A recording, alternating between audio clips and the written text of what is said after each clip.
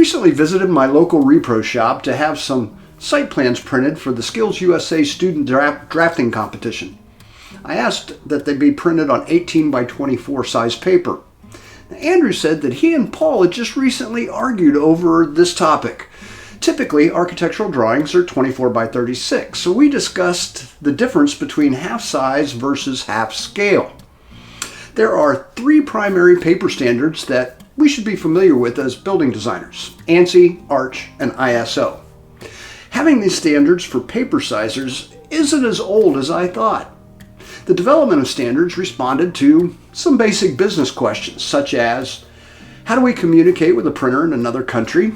What size should we make our filing cabinets? And how do we make paper that sells to the biggest audience?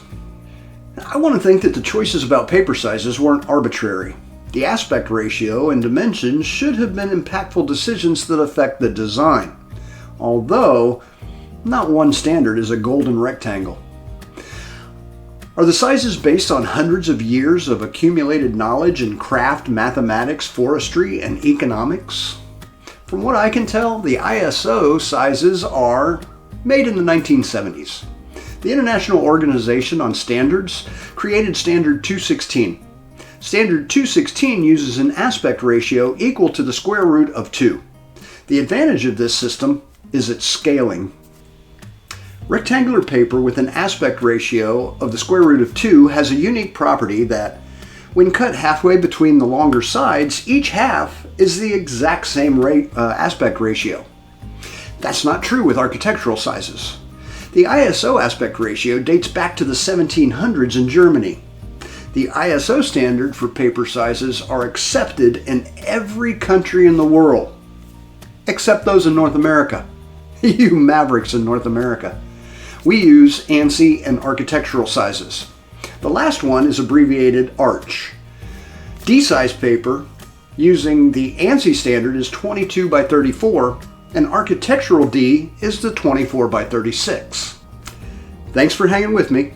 Here's where half size and half scale come in. The building department likes full-size drawings, but I like providing my builders with half-scale versions for working with in the office. I also wanted a half scale for my plan review and redlining. Now, printing a 1/4 inch scale drawing at half scale means printing it at 1/8. Now, printing a 24 by 36 inch drawing at half size means printing it at 18 by 24, which is Andrew's side of the argument. So the final product of a half scale print is usually a piece of paper 1/4 the size of the original, not 1/2. Here's a problem I used to have. Our plotter roll was 36 inches long, and the builder's desktop printer printed 11 by 17 tabloid size.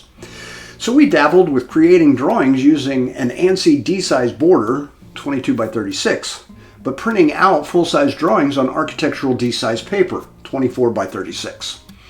It seemed to drive everyone nuts. Visually, it looked like the image had been reduced, and we were constantly asked to reprint the drawings to scale.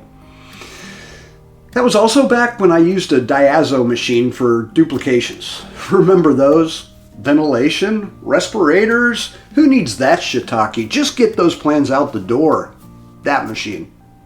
Anyway, 24 by 36 blueprint paper seemed to be more readily available, so we went back to printing the way everyone expected. And half scale on 11 by 17 was either not to scale or the drawing ran off the paper. But I still think it's a good idea. I highly recommend, if you're not already using half scale for reference sets, you should. Here's the good news. According to Andrew, today's large format printers pretty much cut whatever size you need. Creating a half scale print on 12 by 18 paper is easy peasy. Just remember to ask for half scale. That is, if Andrew is the one taking your order. Oh, hey, and remember to bring some hand drafting tools if you're coming to the Design and Build Summer Conference. The theme is finding your design style. The second day of education includes learning essential skills that will help you speed up your hand sketching and add a little flair to the result. Even those of you attending virtually can benefit. So get your tickets at aibd.org/summerconference. And in the comments below, let us know if you agree with Andrew. Oh, and Those of you who are outside of North America, when you try printing letter size, I give you an A4 effort. Thanks for watching this entire video and have a triumphant week.